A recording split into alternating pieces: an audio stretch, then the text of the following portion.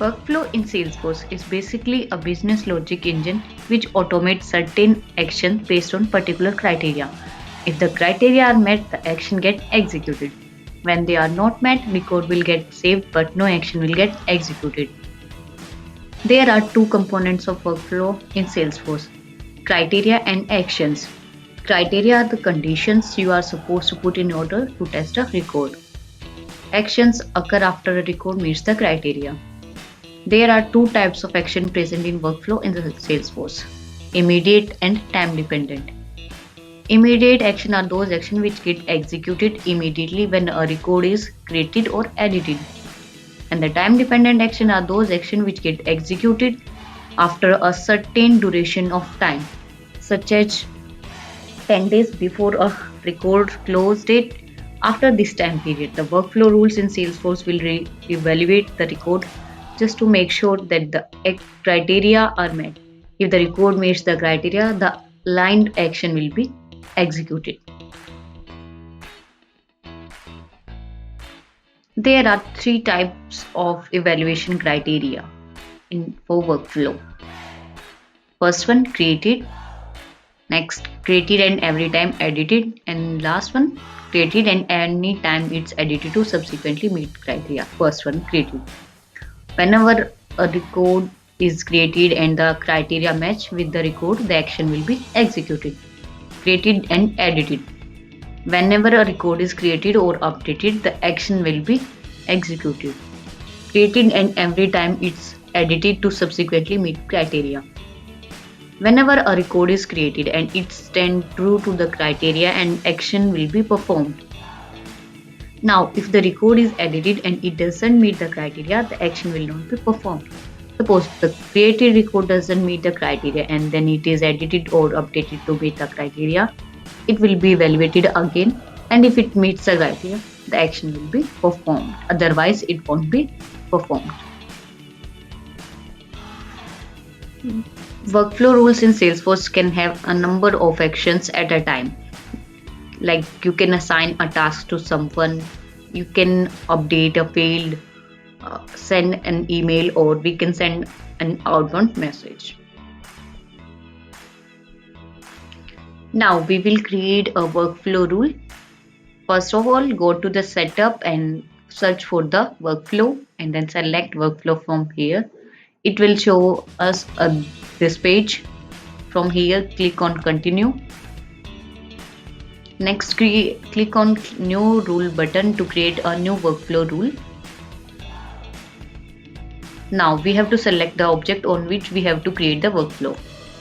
So we are choosing here account and click on next. And please provide the unique name for the workflow.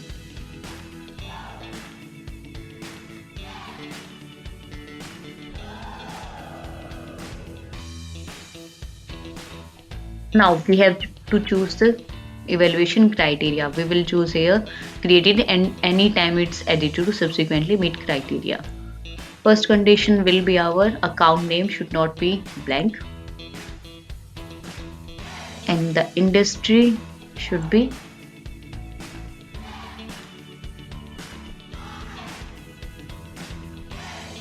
banking or whatever you want. Click on save and next button. Now we have to add the action which we have to perform after our criteria match. We will create a new task.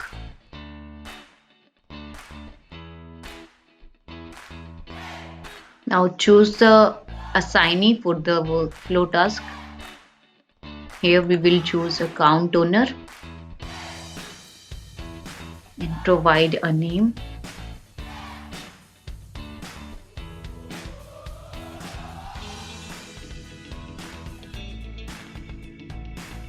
And due date will be the created date. And we have to add a comment. Please verify your account.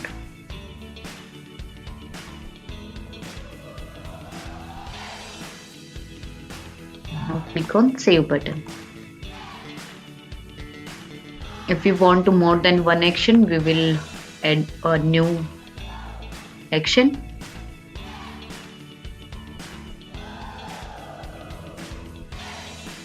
Field updation for workflow. You have to choose account owner or whatever field you want to update.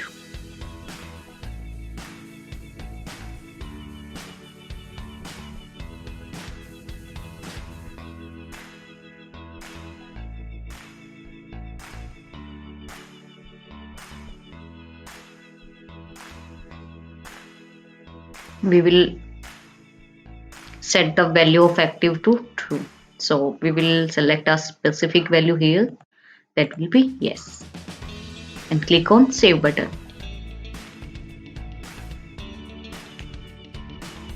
Now click on done.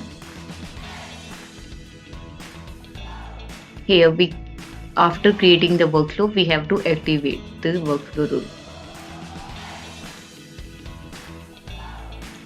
Now let's work with the workflow.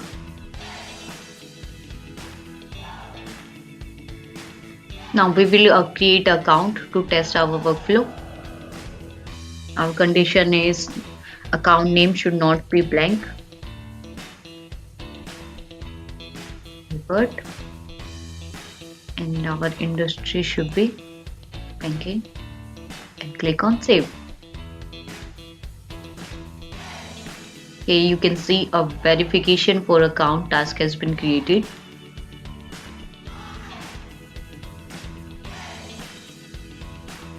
And we have to verify the field as well. And active is yes.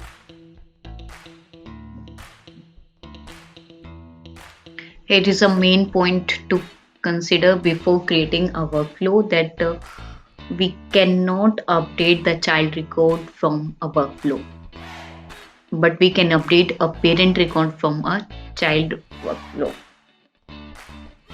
As you know, parent records have many child records that at the time of update, how parent record recognize which child I need to be update. It is complex for automation rules. If you say all childs need to update, then what if the child records are more than limit? So the Salesforce still not provides the functionality.